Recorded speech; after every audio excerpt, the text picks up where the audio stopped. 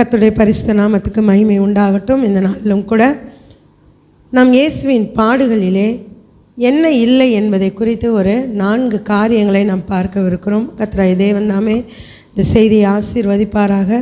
நாம் ஜெபித்து நாம் இந்த செய்தியை ஆரம்பிப்போம். ஸ்தோத்திரம் கர்த்தாவே, அன்பின் பரலோக பிதாவே, உம்மை நன்றியோடு துதிக்கிறோம், ஸ்தோத்திரிக்கிறார் ராஜா.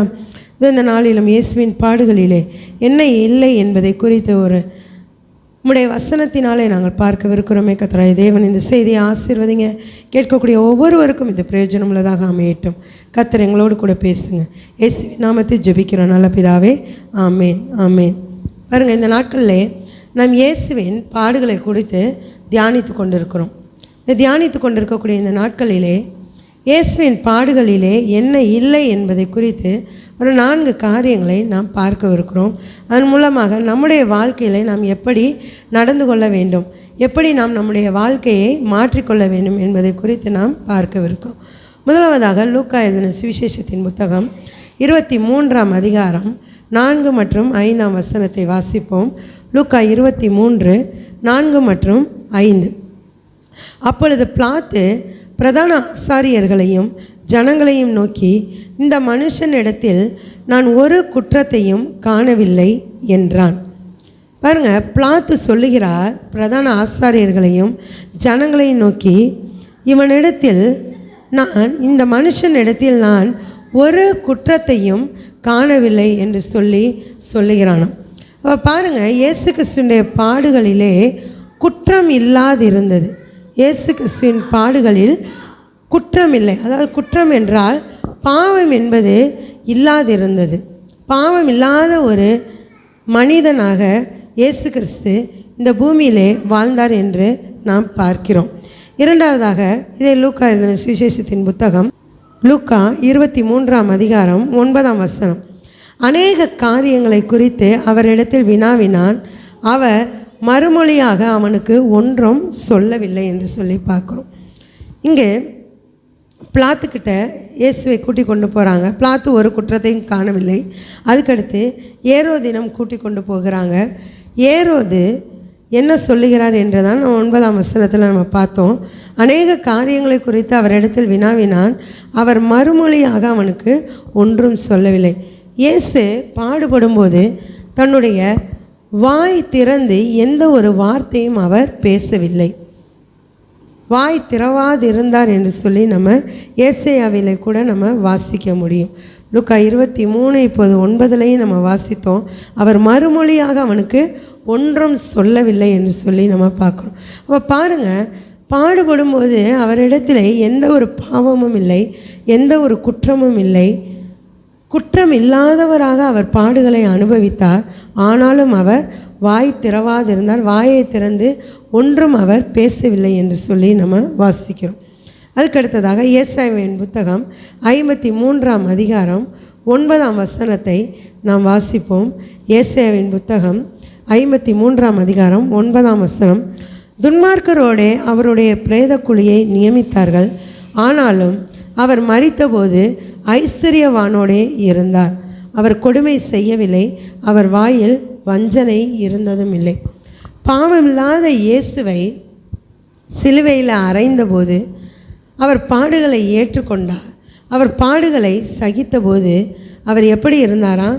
தன்னை சிலுவையில் அறைந்தவர்களுக்கு கொடுமை செய்யவில்லை என்று சொல்லி நம்ம வாசிக்கிறோம். ஒருவேளை இந்த நாட்களிலே நமக்கு யாராவது பாடுகளை கொடுப்பார்கள் என்றால், நமக்கு யாராவது துன்பங்களை கொடுப்பார்கள் என்றால், அவர்களை நாம் கொடுமையுள்ளவர்களாக தான் நாம் பார்ப்போம். நமக்கு கொடுமை செய்துட்டாங்களே, நாமளும் ஏதாவது பண்ணணும் என்று சொல்லி அநேகர் பழி வாங்கக்கூடிய நோக்கத்தோடு காணப்படுவார்கள். ஆனால் இயேசு கிறிஸ்து தம்மை கொன்ற மனிதர்களிடத்திலும் கூட, தம்மை பாடுகளுக்கு உட்படுத்தின மனிதர்களிடத்திலும் கூட கொடுமை செய்யாதவராக அவர் காணப்பட்டார். இறுதியாக நாம் பார்க்கும்போது அவர் வாயில் வஞ்சனை இல்லை என்று சொல்லி நம்ம பார்க்குறோம். அப்போ பாருங்கள், இயேசு கிறிஸ்து இறுதியாக பாடுபடும்போது 7 வார்த்தைகளை அவர் பேசினார், 7 வாக்கியங்களை அவர் பேசினார். அது எல்லாமே மற்றவர்களை ரட்சிப்புக்கு நேராக மன்னிக்கிறதுக்கு ஏதுவாக இருந்த வார்த்தைகளாக தான் நம்ம பார்க்குறோம். அப்போ அவருடைய வாயில் தான் பாடுபடும்போது கூட வஞ்சகமான வார்த்தைகள் அவருடைய வாயிலிருந்து வரவில்லை என்று சொல்லி நம்ம பார்க்குறோம். அப்போ இன்றைக்கு நாம் இயேசு கிறிஸ்துவிடமிருந்து கற்றுக்கொள்ளக்கூடிய காரியம் அதுதான். நம்முடைய வாழ்க்கையிலும் பாடுகள் இருக்கும், போராட்டங்கள் இருக்கும், உபத்திரவங்கள் இருக்கும். ஆனாலும் பாவம் என்பது இருக்கக்கூடாது. அதுதான் இயேசுவிடமிருந்து நாம் கற்றுக்கொள்ளக்கூடிய காரியம்.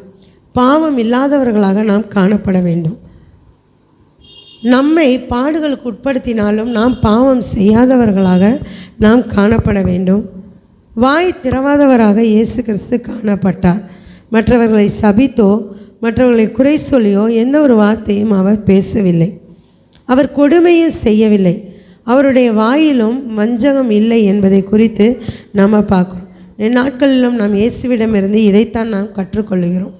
பாடுகள் உபத்திரவங்கள் எல்லாம் வரும். ஆனாலும் அந்த பாடுகள் உபத்திரவங்களுக்கு மத்தியிலே நாம் பொறுமையோடு கர்த்தரண்டையிலே காணப்பட்டோம் என்றால் கண்டிப்பாக அவர் நித்திய ஜீவனை நமக்கு தருகிறவராக இருக்கிறார். அதை தான் யாக்கோபில் நம்ம வாசிக்கிறோம். சோதனையை சகிக்கிற மனுஷன் பாக்கியவான், அவன் உத்தமன் என்று விளங்கின பின்பு கர்த்தர் தம்மிடத்தில் அன்பு கூறுகிறவர்களுக்கு வாக்குத்தத்தம் பண்ணின ஜீவ கிரீடத்தை பெறுவான் என்று சொல்லி நம் சோதனைகளை சகிக்க கற்றுக்கொள்வோம். ஜீவ கிரீடத்திற்கு சுதந்திரவாளிகளாக மாறுவோம்.